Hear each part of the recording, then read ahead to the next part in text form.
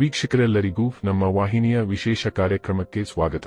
ಇವತ್ತಿನ ಈ ವಿಡಿಯೋದಲ್ಲಿ ನಾವು ಗುರು ಗ್ರಹದ ವಿಶೇಷ ಪ್ರಕ್ರಿಯೆಯೊಂದರ ಕುರಿತಾಗಿರುವ ಮಾಹಿತಿಯನ್ನ ತಿಳಿದುಕೊಳ್ಳಲಿದ್ದು, ಇಲ್ಲಿ ವಿಶೇಷ ಪ್ರಕ್ರಿಯೆಗೆ ಒಳಗಾಗಲಿರುವ ಗುರು ಗ್ರಹದ ವಿಶೇಷ ಪ್ರಭಾವಗಳು ಪ್ರತ್ಯೇಕ ಧನು ರಾಶಿಯ ಜಾತಕದವರ ಪಾಲಿಗೆ ಹೇಗೆ ಸಾಬೀತಾಗಲಿವೆ ಅನ್ನೋದೆಲ್ಲವನ್ನ ಇಲ್ಲಿ ವಿಸ್ತಾರ ರೂಪದಲ್ಲಿ ಅರಿತುಕೊಳ್ಳೋಣ.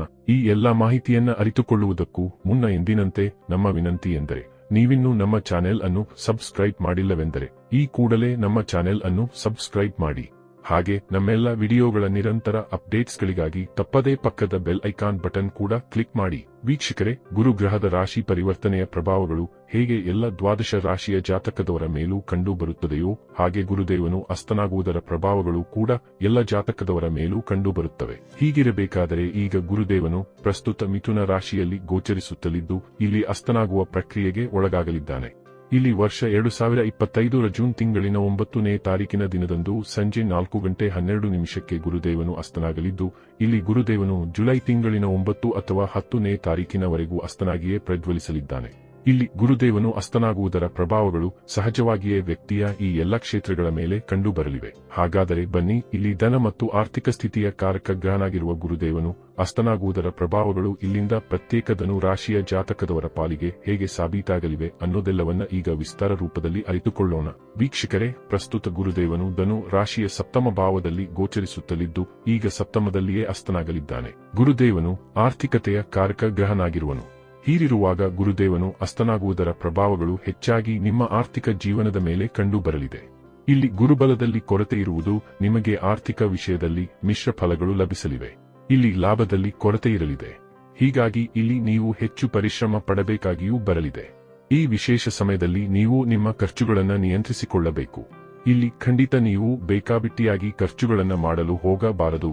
ಇಲ್ಲಿ ಗುರುದೇವನು ಅಸ್ತನಾಗಿರುವ ಈ ಸಮಯದಲ್ಲಿ ನೀವು ಹಣಕಾಸಿನ ಲೇವಾದೇವಿಯಿಂದಲೂ ದೂರವಿರಬೇಕು. ಇಲ್ಲಿ ಸಾಲ ನೀಡುವುದೇ ಆಗಲಿ ಅಥವಾ ಸಾಲ ಪಡೆಯುವುದಾಗಲಿ ಮಾಡಬಾರದು.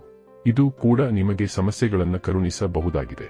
ಇಲ್ಲಿ ಗುರುದೇವನು ನಿಮ್ಮ ಸಪ್ತಮದಲ್ಲಿ ಅಸ್ತನಾಗುವ ಕಾರಣ ಇಲ್ಲಿ ನಿಮ್ಮ ಕೆಲಸ ಕಾರ್ಯಗಳಲ್ಲಿ ಒಂದಿಷ್ಟು ಹಿನ್ನಡೆಯನ್ನು ಸಹ ನೀವು ಅನುಭವಿಸಬೇಕಾಗಿ ಬರಲಿದೆ. ಇಲ್ಲಿ ನಿಮ್ಮಲ್ಲಿ ಆತ್ಮವಿಶ್ವಾಸದ ಕೊರತೆ ಉಂಟಾಗುವುದು, ಅನೇಕ ಕಾರ್ಯಗಳ ಫಲಿತಾಂಶದಲ್ಲಿ ಇಳಿಕೆ ಉಂಟಾಗಲಿದೆ. ನಿಮ್ಮ ಜವಾಬ್ದಾರಿಗಳನ್ನು ನಿಭಾಯಿಸಲು ನಿಮ್ಮಲ್ಲಿ ಉತ್ತಮ ಕ್ಷಮತೆ ಇದ್ದಾಗ್ಯೂ ಇಲ್ಲಿ ಆತ್ಮವಿಶ್ವಾಸದ ಕೊರತೆಯಿಂದಾಗಿ ನೀವು ಹಿಂದೇಟು ಹಾಕುವಂತೆ ಕಂಡುಬರಲಿದ್ದೀರಿ. ಇದರ ಪರಿಣಾಮ ಸ್ವರೂಪ ಇಲ್ಲಿ ನಿಮ್ಮೆಲ್ಲ ಕೆಲಸ ಕಾರ್ಯಗಳು ಪೆಂಡಿಂಗ್ ಆಗಿ ಉಳಿದುಕೊಳ್ಳಬಹುದಾಗಿವೆ, ಅಥವಾ ಸಮಯಕ್ಕೆ ಸರಿಯಾಗಿ ನಿಮ್ಮ ಕೆಲಸ ಕಾರ್ಯಗಳನ್ನು ನೀವು ಪೂರೈಸಲು ಸಾಧ್ಯವಾಗದೆ ಹೋಗಬಹುದಾಗಿದೆ. ಹೀಗಾಗಿ ಈ ಅವಧಿಯಲ್ಲಿ ನೀವು ನಿಮ್ಮ ಕಾರ್ಯಕ್ಷೇತ್ರದಲ್ಲಿ ಹಿನ್ನಡೆಯನ್ನ ಅನುಭವಿಸಲಿದ್ದೀರಿ. ಇದರ ಜೊತೆಗೆ ಇಲ್ಲಿ ನಿಮ್ಮ ಸಂಬಂಧಗಳಲ್ಲಿಯೂ ಕೊಂಚ ಸಮಸ್ಯೆಗಳು ಕಂಡುಬರಲಿವೆ. ಕಾರಣ ಈ ಅವಧಿಯಲ್ಲಿ ನಿಮ್ಮ ವಾಣಿಯಲ್ಲಿ ಕಂಡುಬರುವ ವಾಣಿ ದೋಷದಿಂದಾಗಿ ನೀವು ಇನ್ನೊಬ್ಬರ ಮನಸ್ಸಿಗೂ ಘಾಸಿ ಮಾಡಬಹುದಾಗಿದೆ. ಇದರಿಂದಾಗಿ ಇಲ್ಲಿ ನಿಮ್ಮವರು ನಿಮ್ಮಿಂದ ದೂರಗೊಳ್ಳಲು ಬಹುದಾಗಿದೆ. ಮನೆ ಪರಿವಾರವೂ ಸೇರಿದಂತೆ ಇಲ್ಲಿ ಕಾರ್ಯಕ್ಷೇತ್ರದಲ್ಲಿ ನಿಮ್ಮ ವಾಣಿಯೇ ನಿಮಗೆ ಶತ್ರುವಾಗಿರಬಹುದಾಗಿದೆ. ಹೀಗಾಗಿ ಇಲ್ಲಿ ನೀವು ಮಾತನಾಡಬೇಕಾದರೆ ಹೆಚ್ಚು ಜಾಗೃತೆಯ ಪೂರ್ವಕ ಮಾತನಾಡಬೇಕು. ಈ ಅವಧಿಯಲ್ಲಿ ನೀವು ನಿಮ್ಮ ವಾಣಿಯ ಮೇಲೆ ಹಿಡಿತ ಹೊಂದಿದ್ದೇ ಆದರೆ ಖಂಡಿತ ನಿಮಗೆ ಹೆಚ್ಚು ಸಮಸ್ಯೆಗಳು ಬಾಧಿಸುವುದಿಲ್ಲ. ಇದರ ಜೊತೆಗೆ ಈ ಸಮಯಾವಧಿಯು ಹೂಡಿಕೆ ಮತ್ತು ಪರಿವರ್ತನೆಗೂ ಉಪಯುಕ್ತವಾಗಿ ಸಾಬೀತಾಗುವುದಿಲ್ಲ. ಒಂದೊಮ್ಮೆ ಇಲ್ಲಿ ನೀವು ದೊಡ್ಡ ಹೂಡಿಕೆ ಮಾಡುವಿರಾದರೆ ಖಂಡಿತ ಭವಿಷ್ಯದಲ್ಲಿ ನಷ್ಟಕ್ಕೂ ಈಡಾಗಬೇಕಾಗಿ ಬರಲಿದೆ. ಹೀಗಾಗಿ ಈ ವಿಶೇಷ ಸಮಯದಲ್ಲಿ ಖಂಡಿತ ನೀವು ಆರ್ಥಿಕ ವಿಷಯಗಳಲ್ಲಿ ಹೆಚ್ಚು ಜಾಗೃತೆ ಹೊಂದಿರುವುದರೊಂದಿಗೆ ಹೂಡಿಕೆಯಂತಹ ವಿಷಯಗಳಿಂದ ಕೊಂಚ ದೂರವಿರುವುದು ಜಾಣತನವೆನಿಸಿಕೊಳ್ಳಲಿದೆ. ಆದಾಗ್ಯೂ ಇಲ್ಲಿ ವಿದೇಶದಿಂದ ನಿಮಗೆ ಒಂದಿಷ್ಟು ಲಾಭವಾಗಬಹುದಾದ ಸಾಧ್ಯತೆ ಇರಲಿದೆ. ಇಲ್ಲಿ ವಿದೇಶಿಯ ಕಂಪನಿಯಲ್ಲಿ ಕಾರ್ಯನಿರ್ವಹಿಸುತ್ತಲಿರುವ ಜಾತಕದವರು ಸೇರಿ ವಿದೇಶದಲ್ಲಿಯೇ ನೆಲೆಸಿರುವ ಜಾತಕದವರಿಗೆ ವಿಶೇಷ ಧನಲಾಭವಾಗಲಿದೆ. ಇಲ್ಲಿ ಐಟಿ ಸೆಕ್ಟರ್, ಆಮದು ರಫ್ತು ಕ್ಷೇತ್ರ ನಿಮ್ಮ ಕೈ ಹಿಡಿಯಲು ಬಹುದಾಗಿದೆ. ಆದಾಗ್ಯೂ ಇಲ್ಲಿ ನೀವು ಜಾಗ್ರತೆಯನ್ನು ಸಹ ಹೊಂದಿರಬೇಕು. ಇಲ್ಲಿ ಗುರುದೇವನು ಅಸ್ತಸ್ಥಿತಿಯಲ್ಲಿರುವಷ್ಟು ದಿನ ನೀವು ಸ್ಪಷ್ಟ ರೂಪದಲ್ಲಿ ನಿಮ್ಮ ಭಾವನೆಗಳನ್ನು ಹಂಚಿಕೊಳ್ಳಲು ಸಾಧ್ಯವಾಗದೆ ಹೋಗಬಹುದಾಗಿದೆ. ಅಲ್ಲದೆ ಇಲ್ಲಿ ನಿಮ್ಮ ಕಾರ್ಯ ಯೋಜನೆಗಳಲ್ಲಿ ನಿಮಗೆ ಹಿನ್ನಡೆಯೂ ಕೂಡ ಉಂಟಾಗಬಹುದಾಗಿವೆ.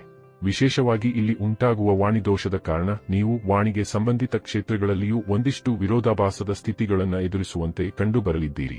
ಇಲ್ಲಿ ಗುರುದೇವನು ಜ್ಞಾನದ ಕಾರಕ ಗ್ರಹನೂ ಕೂಡ ಆಗಿರುವುದರಿಂದಾಗಿ ಇಲ್ಲಿ ಅಸ್ತ ಗುರುವಿನ ಪ್ರಭಾವಗಳು ವಿದ್ಯಾರ್ಥಿ ಜಾತಕದವರ ಮೇಲೂ ಕಂಡುಬರಲಿವೆ. ಹೀಗಾಗಿ ಇಲ್ಲಿ ವಿದ್ಯಾರ್ಥಿಗಳು ಸಾಮಾನ್ಯಕ್ಕಿಂತ ಹೆಚ್ಚು ಪರಿಶ್ರಮ ಪಡಬೇಕಾಗುವುದು. ವಿಶೇಷವಾಗಿ ಇಲ್ಲಿ ವಿದ್ಯಾರ್ಥಿಗಳಿಗೆ ಇಚ್ಛಿತ ಫಲಿತಾಂಶ ಲಭಿಸದೇ ಹೋಗಬಹುದಾಗಿದೆ.